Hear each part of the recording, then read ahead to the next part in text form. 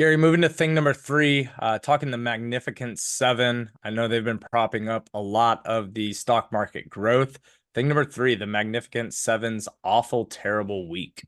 Yeah, so the Magnificent Seven is a group of seven mega cap tech stocks that have really led the market for the last 2.5 years. Um, these stocks are the primary reason the market indexes are up. When you look at the great gains we've had in the S&P 500 and the NASDAQ over the last couple of years, it's been these seven stocks. We're talking about Apple, Amazon, Google, Meta or Facebook, Microsoft, Nvidia, and Tesla. Obviously, Nvidia, their performance has been absolutely phenomenal. So what happened was last week, President Trump came out and said that the U.S. would not defend Taiwan if they were attacked by China. He further suggested that Taiwan should pay the U.S. for its defense. It is not our position right now to argue whether that's a good idea or a bad idea. Our role in that is simply to evaluate what happens, not to opine on whether this is good policy or bad policy. I'm sure a lot of the people listening to that will have strong opinions. We are going to limit our comments here to the economic impact. And so what happens is the best chips in the world are made in Taiwan. Taiwan Semiconductor is just at another level. There is no other company in the world that can make chips the way they do. And so fears that Taiwan Semiconductor may be facing an invasion took down really the entire market.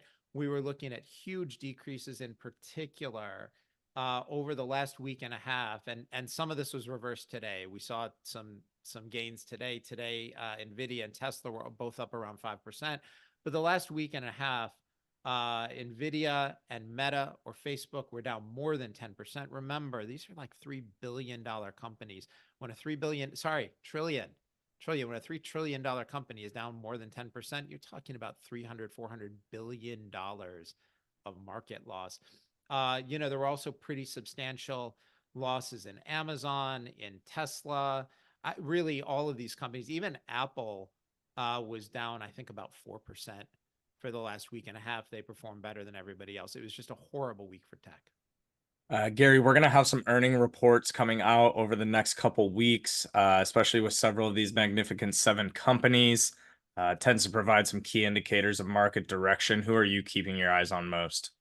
Well, the key driver in the Magnificent Seven has been Nvidia. They were briefly the largest company in the world by market cap. Their growth has been phenomenal. They make incredible GPUs, and they are really right now the best pure play on AI at the moment.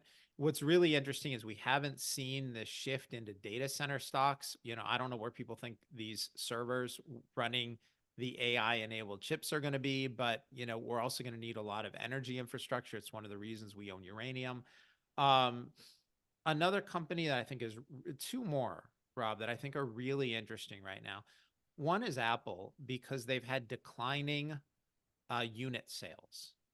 And that's a big deal. They're losing a lot of their Chinese market. Their products are expensive. I know that Apple fans love their product, but they're expensive. The competitors are catching up. And the last few quarters or so, they've had negative unit growth. They're selling fewer iPhones than they used to. That's going to be a problem for them, especially, you're talking about a company with, more than a $2 trillion market cap. It's hard to do that when you don't have growing revenue, when you don't have growing units. I also thought there was some interesting news out on Tesla today. It's been announced that Elon Musk, he's come out publicly and supporting President Trump in his reelection efforts. And I think he agreed to spending something like $45 million a month to support him. President Trump has come out and said that he wants to be agnostic on EVs, electric vehicles. He likes them, but wants Americans to have a choice, whether they have those or an internal combustion engine. And he said we should eliminate the subsidies. And Musk came out and he said, yeah, that's fine. Eliminate the subsidies. We're the market leader here. No sense in helping the competition. I thought that was really interesting, right? You figure with that news out, Musk would take it badly, but he's got a really good point. If you are the market leader, the last thing you want is something that levels the playing field. So I thought it was an interesting response by Elon Musk on that. So that's another stock that, people should be watching. Gary, I know to follow up on Tesla, not a part of your portfolio, I believe currently. Does this change your tune or make you take a second look at the company? No. I understand why people own it. The people who own their cars love their cars.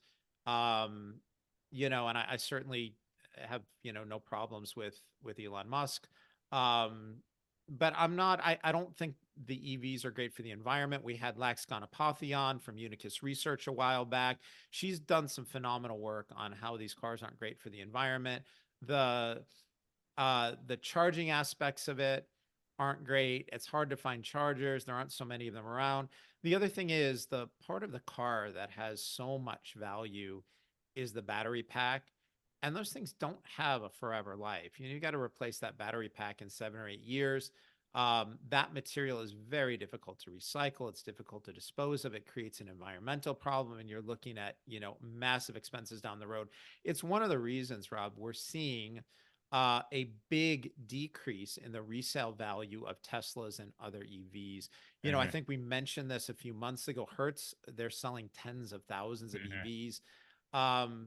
I just, the company trades at a massive valuation. I think their customers love their product, but I don't want to wade in at this valuation and this level of uncertainty.